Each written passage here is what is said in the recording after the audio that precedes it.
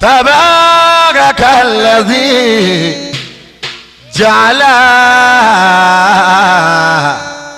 في السماء بروجا وجعل فيها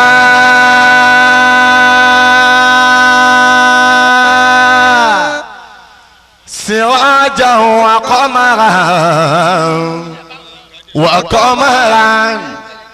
وقمرا منيرا وهو الذي جعل الليل والنهار خلفة لمن أن يذكر أو أراد شكورا وعباد الرحمن الذين يمشون على الأرض هونا وإذا خاطبهم الجاهلون قالوا سلاما. صدق الله مولانا العظيم.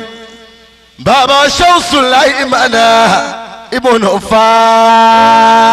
فاروق Onikijipa bàbá wa lè amani ají kọ́mọ́ndà nítorí àsìkò àdúrà lásán ni mo bẹ́ẹ̀ ṣe oníkì sọ́jọ́ rọ̀ àmọ́ nínú rẹ́kọ̀dù tí ń bọ̀ lọ́nà asọ̀rẹ́máwò bẹ́ẹ̀ òun làkọ́lé ẹ̀ wá rí i pé nínú sáwà nìkan ní mo kọrin kan níbẹ̀ bàbá wa nílé kéwù mo ní Sheikh Sulaimon asọ̀rẹ́máwò bẹ́ẹ̀ lọ́jọ́ tán fún mi ní mọ́tò no comment. ẹ̀yin olólùfẹ́ kọ̀mọ́ndà òní kì í sọjọ́ orin action òní kì í sọjọ́ ọ̀rọ̀ àmọ́ sọ́rẹ́ má wo bẹ́ẹ̀ Sheikh Sulaimon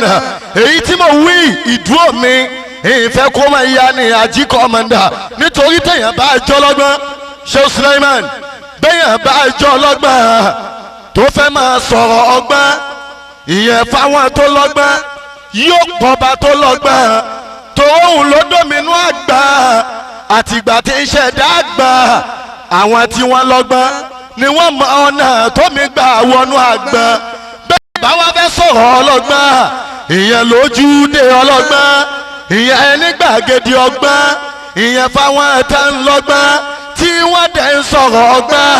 ìyẹn tá a dẹ̀ ń lọ́gbọ́n ìyẹn láwùjọ lọ́gbọ́n tá a dẹ̀ ń súnmọ́ wọn tá a lọ́gbọ́n Sheikh Sulaimon náà ń pọba tó gbọ́n ló jẹ́ ká máa sọ̀rọ̀ ọgbọ́n ìyẹn fáwọn tá a lọ́gbọ́n àwọn tí wọ́n dẹ̀ ń lọ́gbọ́n ló jẹ́ kí wọ́n gbọ́rọ̀ ọgbọ́n lẹ́nu ẹni tó ń sọ̀rọ̀ ọgbọ́n Sheikh Sulaimon ọlọ́gbọ́n bàbá wa ń sọ̀rọ̀ ọlọ́gbọ́n wọ́n ń ṣe wàásì ọlọ́gbọ́n wọ́n ń dẹ̀ ń sọ̀rọ̀ ọlọ́gbà Sheikh Sulaimon ló jẹ́ pé òjò tí wọ́n ti ò ní dá mọ́ bàbá wa bàbá mi ají Seidu wákàtí mo dání sálẹ̀ kókò táyé wá ń sọ mí lẹ́nu wọ́n lé pè ní mò ń sẹ́ mo ní sẹ́ òjò tí wọ́n ti ò ní dá mọ́ Ibn Faruq mà ní kò sólúwẹ̀ tí ó wí táwa bá wí òjò tí wọ́n ti ò ní dá mọ́ Ibn Faruq mà ní ẹni bínú Sheikh Sulaimon ẹni bínú ọmọ Faruku ẹni bínú Onikijipa yóò lálàsẹ tọmọtọmọ. òjò tí ó ti ò dá mọ́ Sheikh Sulaimon ni. bàbá wa òjò tí ó ti ò dá mọ́ Ibn Faruq mà ní. ẹni bínú Sheikh Sulaimon ẹni bínú Onikijipa yóò lálàsẹ tọmọtọmọ. Sheikh Sulaimon Faruq mo dúpẹ́ fún yín Onikijipa bàbá wa àmánì mo dúpẹ́ fún yín o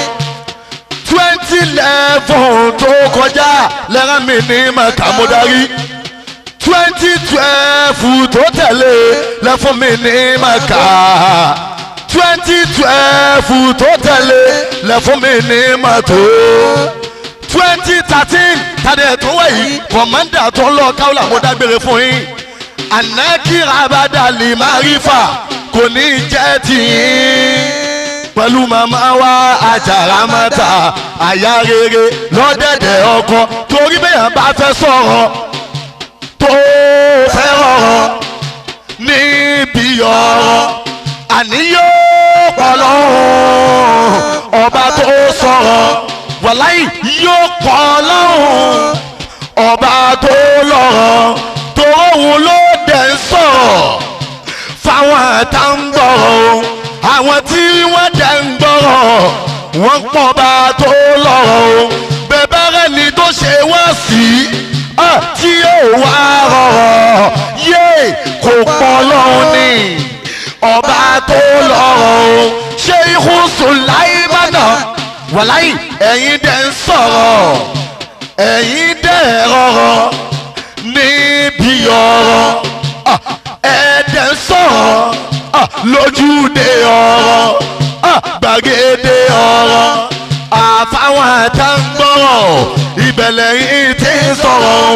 ẹ̀yin dẹ̀ tó ń bá wọn tó pọ̀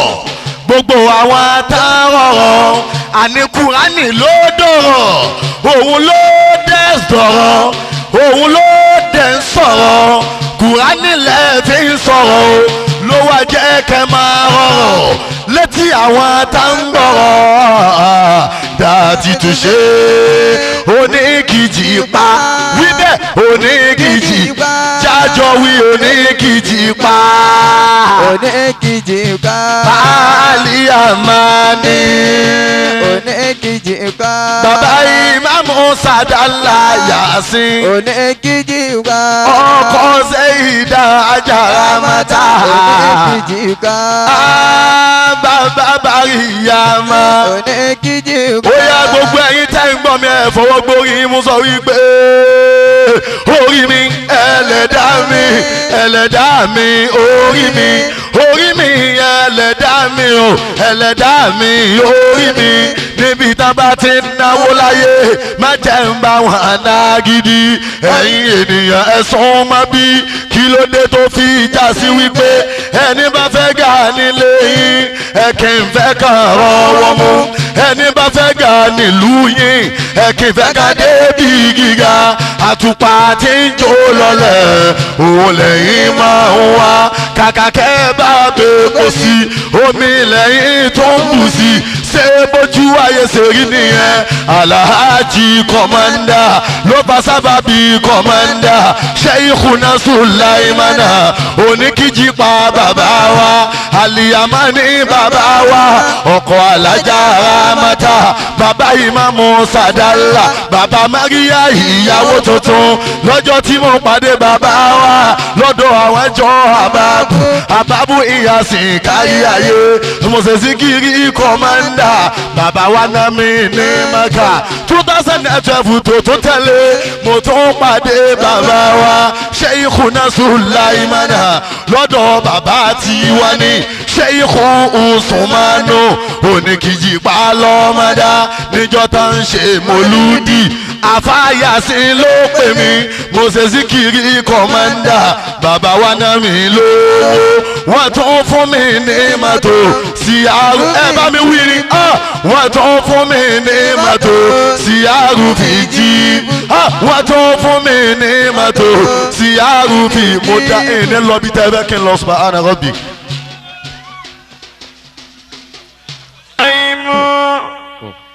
رب اجعل هذا البلد آمنا واجنبني وبني أن نعبد الأصنام ربي إنهن أضللن كثيرا من الناس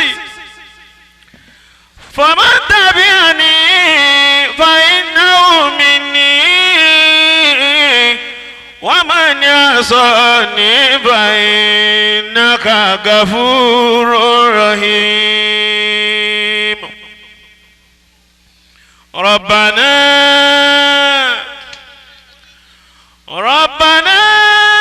إني أسكنت من ذريتي بواد غير ذي زرع عند بيتك المحرم ربنا ليقيموا الصلاة فاجعل أفئدة من الناس تهوي إليهم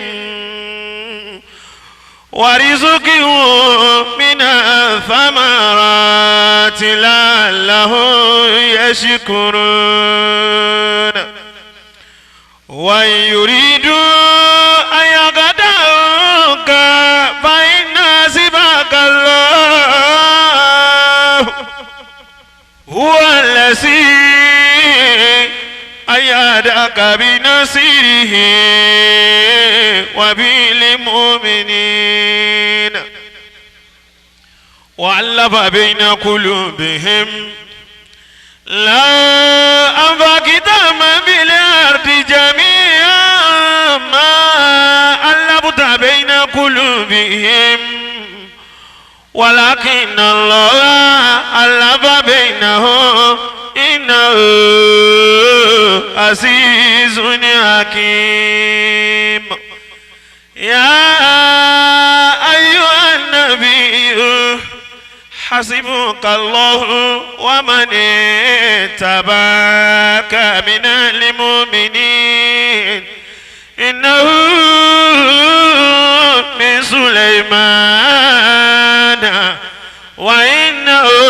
بسم الله الرحمن الرحيم صدق الله العظيم.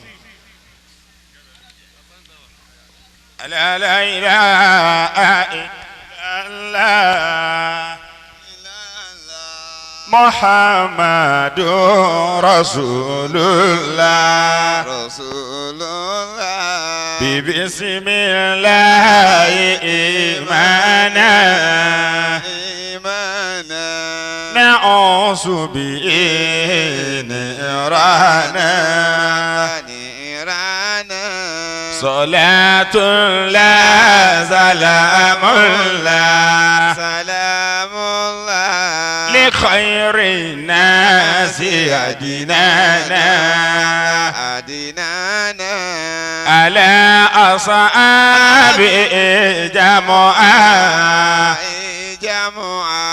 وشد المجد ركانا وتابعينهم هداة الكون وجدانا لشيخ الأمد الفاسي صلاة الله هدانا أيا برام يا نوري أمير الكون فيدونا لسان ذكر ياسين بحب النور والأنا يا صديقنا غوثي يا علي على فطول عمر سليمان بهم يا علي على محمد رسول الله سيدنا رسول الله عليه السلام. اللهم صل على سيدنا محمد الفاتح. أعوذ بالله من الشيطان الرجيم.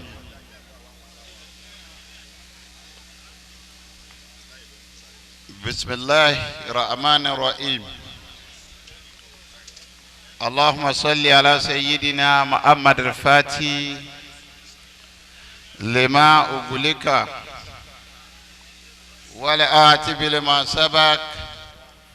نادر الحق بالحق والآدي إلى صراطك المستقيم وعلى آله حق قدره ومقدار العظيم. هادية مني إليك يا رسول الله صلى الله عليه وسلم. عليكم يا نولهم وتنوي كوبا شيخ حامد التجاني رضي الله تعالى عنه. كوبا مولانا شيخ إبراهيم النياس ياس رضي الله تعالى عنه. كوبا باوا شيخ أبو بكر الصديق المسكين بالله صاحب الإدراك رضي الله تعالى عنه. كوبا باوا صاحبي ولاية الكبرى فضيلة الشيخ آدم عبد الله العلوري تغمده الله برحمته آمين. عليكم يا الله واتي عنوري كما باوا مرحوم مفتي الكبير فضيلة الشيخ كمال الدين الأدبي رحمة الله عليه. عليكم يا الله àti àánú ẹ̀ kó bá bá wa marhum mufti al-kabir fadilatu sheikh kamaluddin al-hadabi rahmatullahi alayhi. ọlọ́run wọlé agbọn bàbá tá a dárúkọ tá a tọrọ fún yìí bá a ṣe máa ń dárúkọ wọn tá a sì máa rántí wọn pé rọ́ọ̀dì Allahu ta'ala anihum wa jazahum minhum anna hasana. Udiwati siddiqu zulzamima بكنوز قد زعفي سنئنا ولإلوري يعبر صديق ذا والدي فاروق ما فينا بنا والدي فاروق ما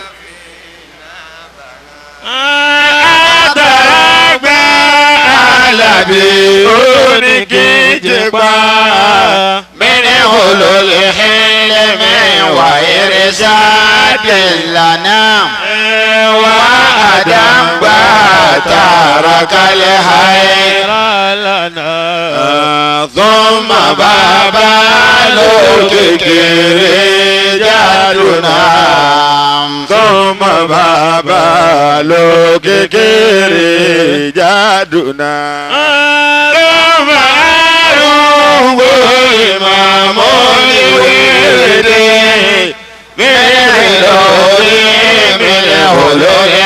ASIRI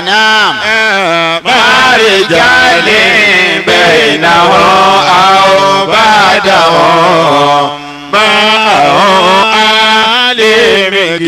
واسرنا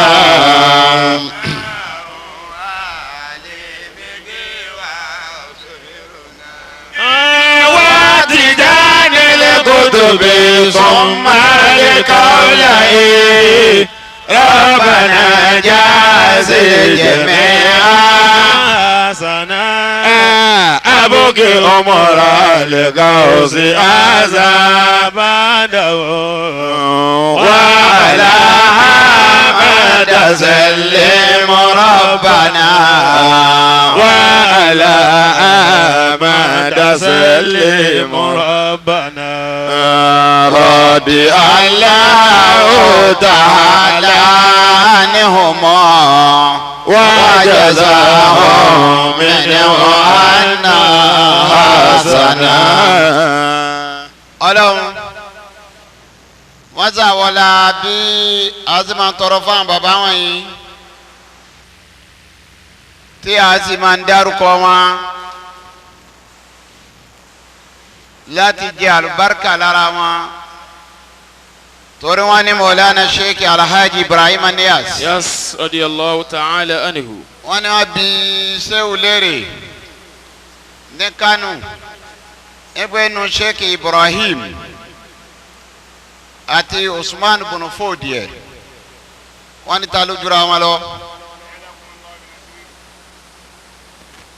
Usman bun Fodiye mujadidu ni àmọ́ àsìkò kan náà ni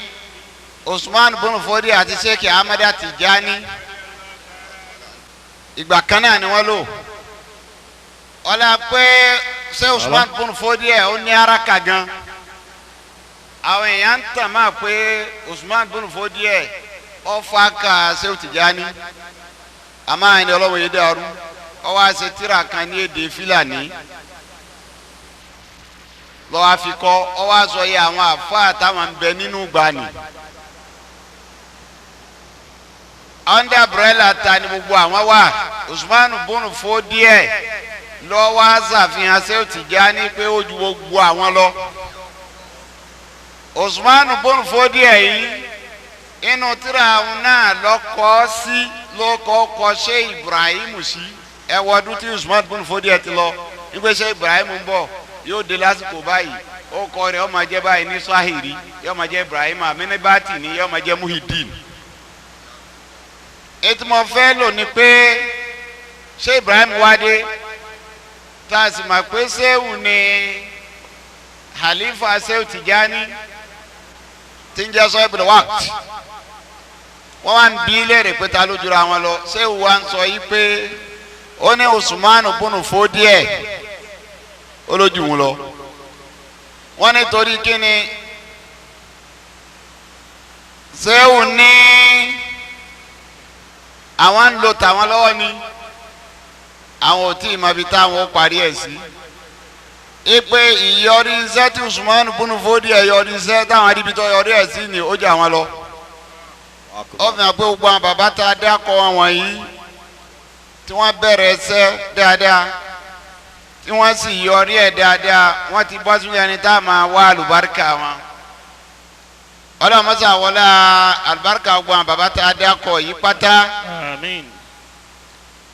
bàbá wa tó ní òní bàbá Fadilatu Sheikh Sulaimon rahmatullahi alayhi. al-aminullah wọ́n a máa pè wọ́n láàfáà àlékéwú bàbá ni lólò ní ẹni bá ń ṣiṣẹ́ ẹni tó bá dẹ̀ ń ṣiṣẹ́ tàn tí bá sì ń de ìtàn mọ́lẹ̀ yọ ọmọ yìí pé òní yìí tó bá rí báyìí kó dàbọ̀ bá jù báyìí lọ kèétí pọ̀jù fún tí bàbá ń gbélé ayé ṣe. bàbá Sheikh Adimi Sheikh Yusuf wọ́n ti sọ̀rọ̀ lẹ́ẹ̀kan bàbá ṣé Adamu ni wọ́n máa ń wí bẹ́ẹ̀ ṣé Adamu ní ẹnu ní máa ń ṣe ọ̀rọ̀ sọ tẹ́bá ti kó tiẹ̀ sí lẹ́nu yóò ní ẹ dákun ẹ má bínú ìmọ̀gbà tọ́já bọ́ ni ẹsẹ̀ ọgbọ́dọ̀ sí rìnrìn òun ni bàbá sọ ni gbogbo ibi táwọn bàbá ẹni bá faṣọ kọ́ sí ọgbọ́dọ̀ rí bàbá tó bí àwọn táǹpé ń ṣe Sulaimon yìí inú ọmọ kí ó tó gbàfà fáwọn àfàgbà lọ́dọ̀ wa ni bàbá náà wà ni bàbá tí wọ́n wà tá a sì bá tàn bàbá náà ńlẹ̀ dáadáa ó dé ní inú ẹni tá a fà kí á gbogbo ọmọ kí ó la lè fà sírí hàn gbogbo ọmọ kí ó kí wọn lè ní síkà sí inú ọmọ kéwú tí àáfà ní síkà sí ni bàbá tó bí wọn wà ó di méjì ẹlẹ́kẹta bí wọn bá wo dáwọ́lá bàbá Sheikh Ali ọ rí i pé àwọn ọmọ kéwú ẹ̀ náà lọ́lọ́ náà ro lọ́wọ́ á rí i pé àwọn eléyìí ó ti kọjá kí n pè wọ́n lọ́mọ kéwú wọ́n ṣe déédéé mi jẹ́ fi wọ́n kúnra ìpè eléyìí ti kọjá agbára kí n máa pè yín lọ́mọ kéwú ẹ ṣàjẹ́ fi kúnra ọ̀rẹ́ mi là á ṣe ẹjẹ́ àjọ ṣe dáwọ́lá lọ́rin.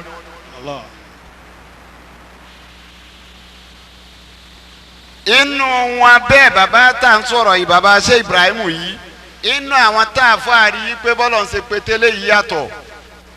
ni bàbá wọn wà nípa ẹ̀bùn mímọ̀ tọ́lọ̀ ń bo bàbá nípa ti wìláyà tọ́lọ̀ ń bo bàbá nípa àsọsẹ tọ́lọ̀ ń bo bàbá àwọn méjì ni wọ́n bẹ́ẹ̀ bàbá tó bí àwọn ó de ní àfa bí gọ́rẹ̀ inú àwọn kéwù bàbá ni tọ́ba ọ̀hún ni wọ́n lọ́wọ́ àti màmá kì í jọ náà kì í ṣe bí gọ́rẹ̀ àgbà o ọwọ́ adélé kí wọ́n dà fún àkọ́bá àfàǹlé ọwọ́ adóńta nínú agboolé wa ni ó ní ẹ máa kó tírà jáde ẹ máa kó ẹrù àfa jáde àwọn ni wọ́n ń pè ní alikali yusufu tó bí alifa bìgọ́ rẹ̀ òun ló ní kásífù jù náà ọmọ àfa bìgọ́ rẹ̀ ọlọ́run kásáfì gan ọwọ́ adóńlá agboolé ó ní ẹ máa kó tírà ta ẹ máa kó tírà ta ẹ máa kẹ́rù ta kí ni ṣe eléyìí ní ìsìnkú pẹ̀lú kátàkátà àfa àbá dé bá ń lẹ́nu pé kí ló dé alámùdá ọlọ́mọdé a máa kó tírà jáde ẹ àfa níbẹ̀ ti ẹ rí nígbà tí èso ṣẹ́jú márùn iná sọ nínú ilé gbogbo nínú ilé lójó pátá àfa ní sọ fún yín pé bẹ́ẹ̀ ti ẹ rí dákun sọ ma kéwù nù àbọ̀lọ́ ń kà fi bàṣírí àfa ni. bẹ́ẹ̀ ni ṣé Ibrahim bẹ́ẹ̀ ni bàbá wa Sulaimon tó bí àfa yìí abátàn wọn lẹ̀ kí ṣé Ibrahim ó ní nǹkan ṣe lónìí báyà ń ṣe lè fún tó ibi mọ́ gbọ́dọ̀ dé ni torí àwọn tó bí wọn ò jẹ́ bẹ́ẹ̀ pẹ̀lú àwọn tó ṣẹ̀ wálẹ̀ ṣé Ibrahim gangan fúnra ara rẹ̀ gàbádáyà èèyàn làfà èèyàn sàn làfà ìdébí lónìí ọ̀rọ̀ yẹn ni fún mi gẹ́gẹ́ bàbá Sheikh Yusufu ṣe wí. bàbá wa Sheikh Sulaimon ọlọ́mọṣà yà fi wọn. àmín. ọlọ́run kì í wá jẹ nígbé ó pín déédéé fún wọn ni. bàbá tó bí Sheikh Sulaimon tá à ń sọ̀rọ̀ wọn yìí àwọn náà ló bí bàbá wa tó bí bàbá afa sọ́ọ̀bìlì bayan Sheikh Túndé máa bọ́lọ̀ ṣe wá pín ó pín ti Sheikh Sulaimon fún kò sì yóò dìjà ó pín ti bàbá tiẹ̀ náà fún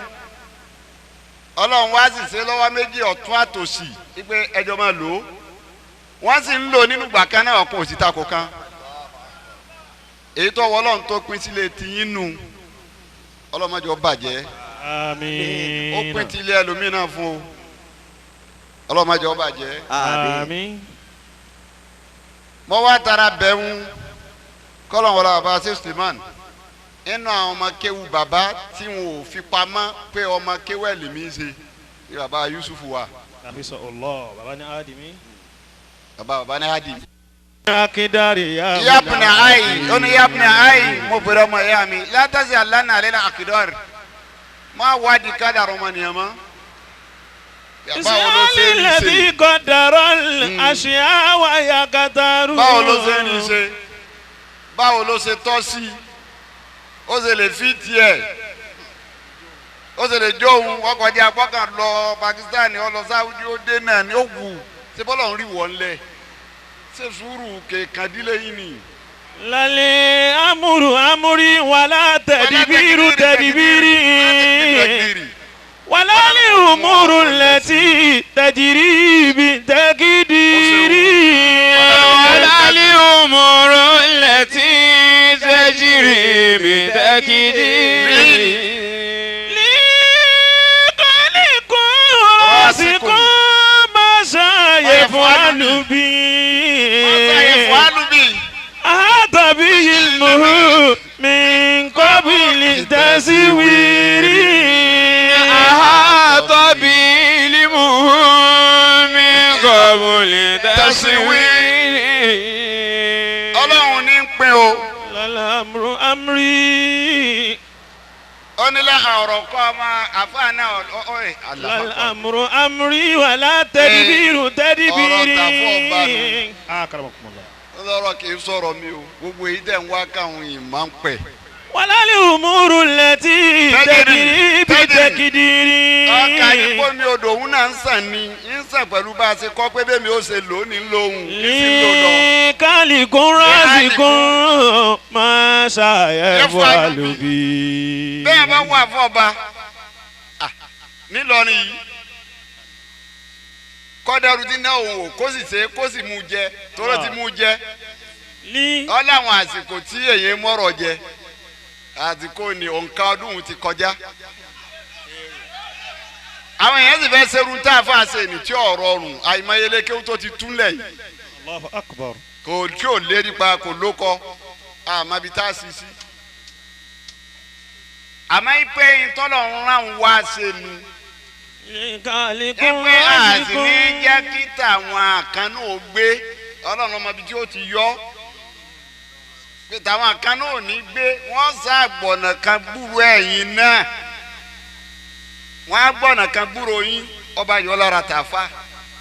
ó ní lọ pẹ̀lú kádàrá ọlọ́run nìkan lọ tiẹ̀ ní o. ní kálíkù rásìkún máa ṣàyẹ̀fọ́ lẹ́ni ọdẹ mi àlùbí. rásìkú òun ní sì ń pèsè gbogbo bí n ṣe ń rí gbogbo ọgbọ́n sọ́gbọ́n ọlọ́run ni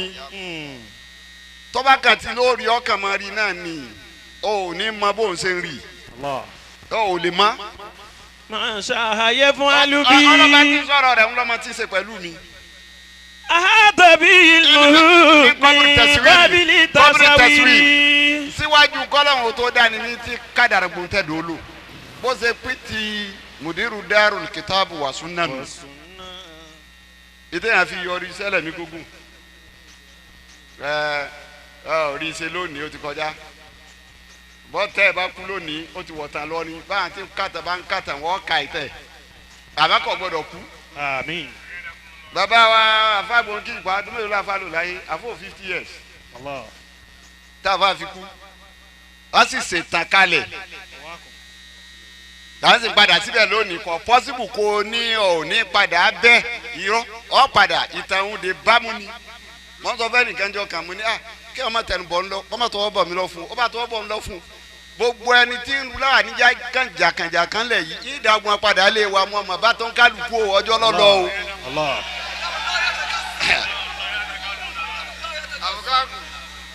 mo ní tọ́ wọn rò pé oníṣẹ́ náà lọ́mọ máa ṣe yìí 40 ọdún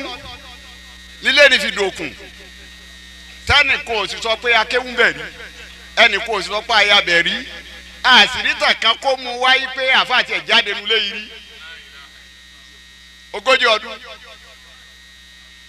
ó kọjá akálukú sì bẹ̀ láyé àfìgbà tó wọ Ọlọ́run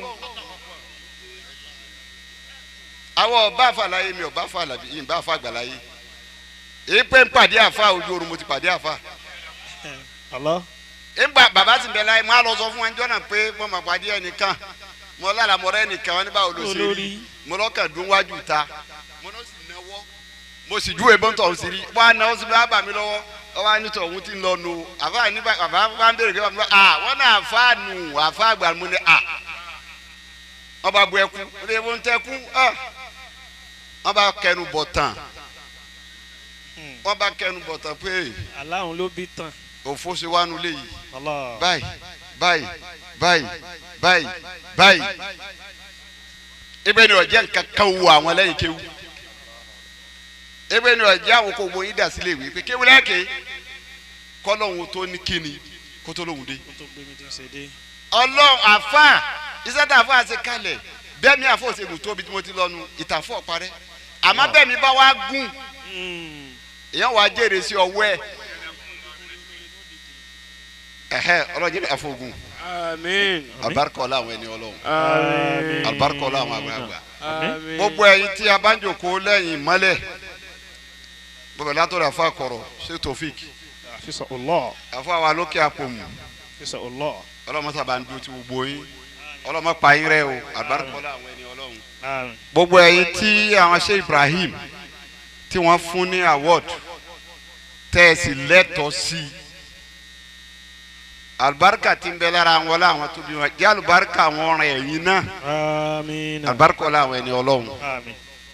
sọ ibùbayan wa ti boyan ọlọ́run ló ní ẹ bá ń lé ní ọlọ́run mọ́sá wọlé agbọ́n àbátàrò yìí tí wọ́n ń jẹ́ pilẹ̀ yín ọba tó ń nàró ẹ̀yìn náà tóra láti òní sẹ́nu kó rò pé ọ̀nìkan lọ́ọ́ dá gbóse ọkàn para rẹ ni ọlọ́run ọ̀dàn òrí kò sí nínú ọ̀tá kí á mọ ọlọ́run dé kọ̀dá nàbì kan yọrí ń sáàmà nìkan wọ́n yí kó wọn ti ta ni wọ́n sì jọ máa fà á àmọ́ ìta rí pé wọ́n sọ ọmọ ẹ̀yà ara wọn abádọ́dọ̀ kan tí wàá lábá mẹ́bọ́ra tùwọ́ tùmọ̀ sí wá sí so ọba tó ń nàró yín ó níbi tẹ́yìn náà ń di ìmọ̀lẹ̀ náà ọlọ́mọ jẹ́ kó wọ́kùn.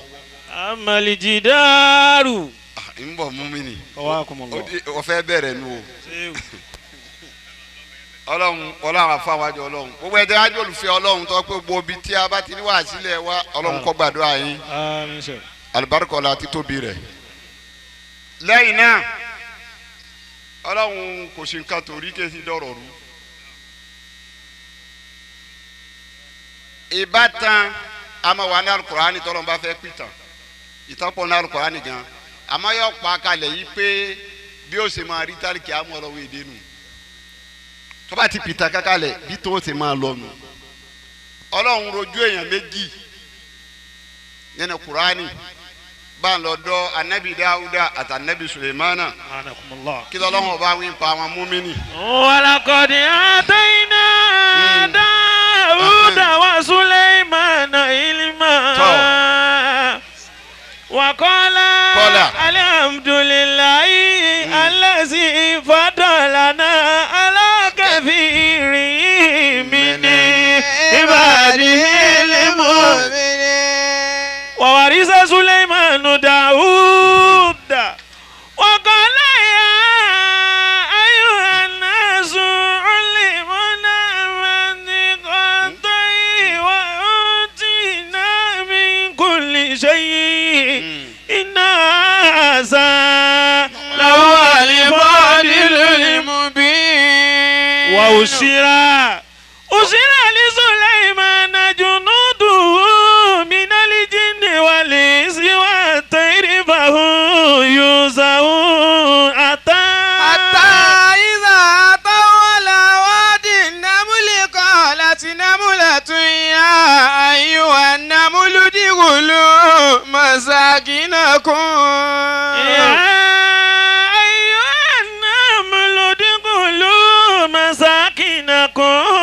لا يأتمنكم سليمان وجنوده وهم لا يشعرون. ọ̀rọ̀ pé ìtàn tọ́lọ̀ ń pa kalẹ̀ ni ọlọ́run ò ní pìtàn kan ní alukurani bí ó ṣe máa lọ nù. tọ́ba ti pa epo ò ní ráfíjọ rẹ̀ ayọ̀bọ̀rọ̀ ọlọ́run dirọ́ nù ọ̀rọ̀ ọlọ́run ò sì ní dirọ́. ọba tí ò wá díjà alẹ̀ àyà kò díjà alẹ̀ lọ́lọ́ mú wa ni. ọlọ́run ní anabi Dawud anabi ni anabi Sulaimana anabi ni ó wá gbé ọlá baba ó gbé fún Dáúdà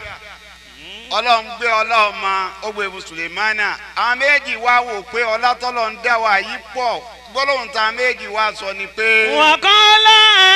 alhamdulillahi alladhi faddalana ala kathirin min ibadihil mu'minin. faddalana ala kathirin min ibadihil mu'minin. ọlọ́run ọba kò ṣeun ìwọ ọlọ́run ọba ló dá wa lọ́lá lérí àwọn ẹrú rẹ tí wọ́n ń jẹ́ múmìnì. wa warisa. ọlọ́run wá ní ìwọ Dáúdà òdìdí ànábì ọlọ́run ọba ni ọ́ mo sì pọ́n ọ lé mo gbà fún ọ.